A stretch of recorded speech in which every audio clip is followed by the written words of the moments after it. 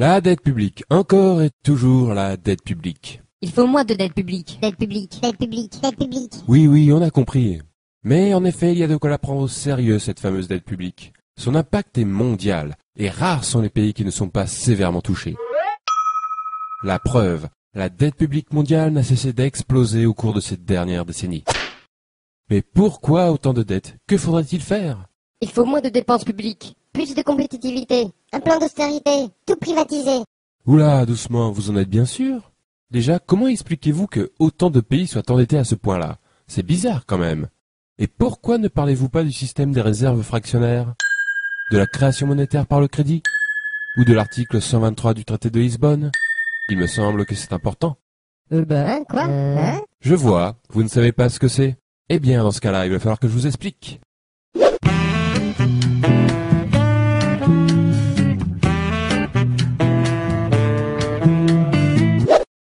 L'économie, c'est comme une baignoire.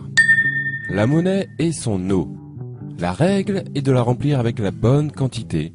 Ni trop, ni pas assez.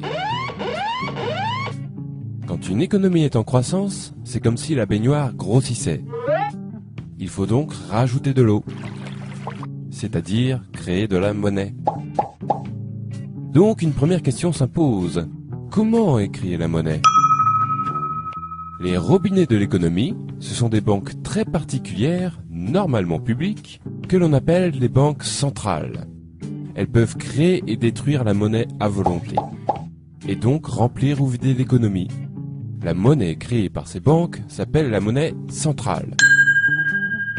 Mais, petite astuce, il existe un deuxième robinet, constitué des banques commerciales, c'est-à-dire les banques privées. Cependant, ce robinet fonctionne d'une manière un peu particulière. Je vous explique. Lorsque l'on fait un emprunt dans une banque, la plupart des gens s'imaginent que la banque donne une partie de l'argent qui est dans ses coffres. Eh bien, pas du tout. La banque va en réalité créer l'argent qu'elle prêtera par une simple écriture comptable. Cet argent sera détruit au fur et à mesure que le prêt sera remboursé. Ce procédé se nomme tout simplement la création monétaire par le crédit.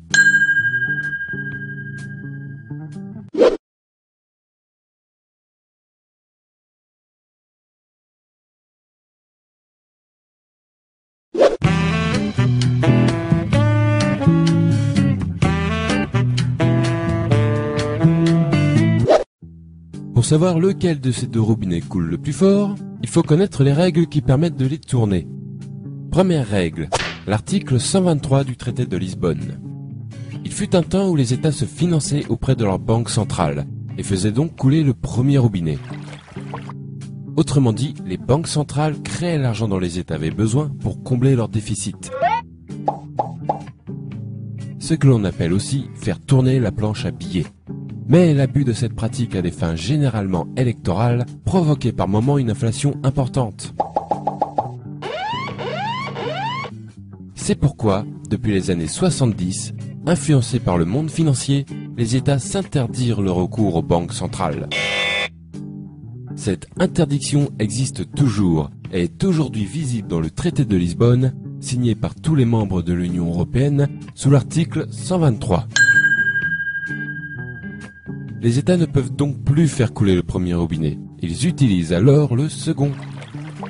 Cela veut dire que pour combler leur déficit, les États font désormais des emprunts auprès du marché financier, et plus particulièrement auprès des banques commerciales. Deuxième règle, les réserves fractionnaires. Tout comme les États, les ménages et les entreprises font aussi leurs emprunts auprès du marché financier. Cela garantit alors pour les banques commerciales beaucoup d'argent à prêter en perspective. Mais disposent-elles de suffisamment de fonds pour cela? A priori oui, car comme nous l'avons vu, les banques commerciales créent l'argent qu'on leur emprunte. Mais il existe une limite, que l'on appelle le taux de réserve. La création ne peut avoir lieu que si la banque possède une certaine quantité de monnaie centrale. Cependant, cette limite est franchement souple, puisque, au final, les banques commerciales peuvent créer et prêter plus de 6 fois ce qu'elles possèdent en monnaie centrale. Et si malgré cette souplesse, elles sont tout de même à court, pas de souci, puisqu'elles sont autorisées à emprunter autant que nécessaire auprès des banques centrales. Cela laisse donc pas mal de liberté au second robinet. Ce système plutôt méconnu s'appelle le système des réserves fractionnaires. Il est pourtant répandu dans le monde entier.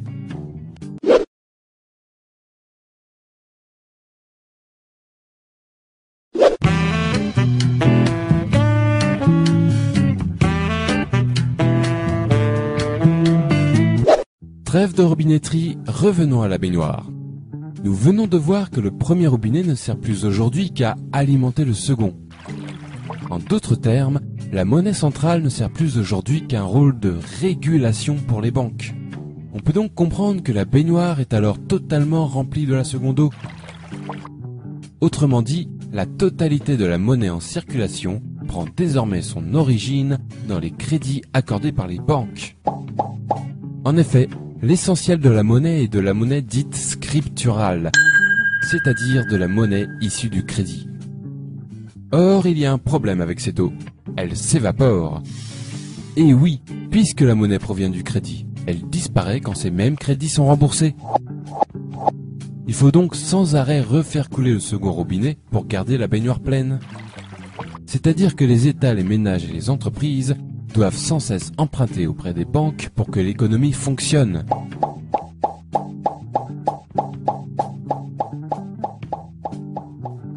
Deuxième problème, cette eau coûte très cher. En effet, les crédits accordés par les banques s'accompagnent d'un taux d'intérêt servant à rémunérer la banque. Il faut par conséquent payer perpétuellement des intérêts sur cette monnaie scripturale qui remplit l'économie. Et je peux vous le dire, cela représente un sacré pactole pour les banques et leurs créanciers. Et un sacré manque à gagner pour tous les autres. On va voir combien ces fameux intérêts peuvent coûter avec un exemple concret. L'énorme dette publique française. Respectant les règles qui ont été décrites, l'État français ne fait plus appel à sa banque centrale et paye donc des intérêts depuis 1973. Lorsque l'on somme ce qui a été payé en intérêts seul depuis cette date, on obtient le nombre remarquable de 1400 milliards d'euros. Pourquoi remarquable ? Parce qu'il est très proche d'une autre somme, la dette publique française actuelle, qui a augmenté sur cette même période de 1350 milliards d'euros. En clair, ce qui fait grossir la dette, ce sont tout simplement les intérêts de cette même dette. Et n'oublions pas qu'il ne s'agit ici que de la dette publique. La dette des entreprises commerciales françaises, par exemple, elle, est aujourd'hui de 7000 milliards d'euros. Les raisons d'un tel florilège de dettes publiques et privées partout dans le monde sont maintenant plus claires. En effet, une grande partie des pays de la planète baignent dans le même bain, à devoir faire des emprunts et payer des intérêts pour faire fonctionner leur économie. Pour rembourser ces emprunts et ces intérêts, il faut faire d'autres emprunts plus importants, qui amèneront d'autres intérêts plus importants aussi. On aboutit donc de cette manière à une dette qui se nourrit d'elle-même, et grossit, grossit, grossit, inévitablement.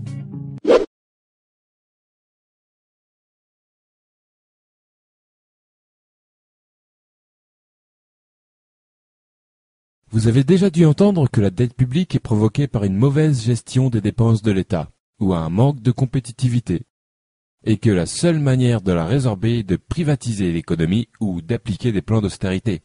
Eh bien, sachez que ce sont des conneries. Il est mathématiquement impossible de résorber l'ensemble des dettes publiques et privées sans aborder la question de la création monétaire par le crédit avec intérêt, puisqu'elles en sont les causes naturelles. Si vous voulez résorber la dette, le premier prérequis indispensable est d'arrêter de faire couler le second robinet pour remplir la baignoire et d'utiliser plutôt le premier à bon escient. C'est-à-dire limiter le pouvoir de création monétaire aux seules banques centrales. C'est le seul moyen d'obtenir un système monétaire qui n'auto-alimente pas sa propre dette. Il y a une quarantaine d'années, les États se sont interdits l'accès à leur banque centrale, sous prétexte que le premier robinet était parfois utilisé de manière abusive. Nous sommes arrivés aujourd'hui à la situation inverse, où le premier robinet manque cruellement et un autre l'a remplacé, remplissant l'économie de dettes impossibles à rembourser. Tout cela, ne l'oublions pas, au profit des grandes banques et de leurs créanciers. Je trouve déplorable qu'un sujet si crucial ne soit ne serait-ce que débattu par la classe politique, ni ne soit jamais traité dans les grands journaux. Merci de votre attention.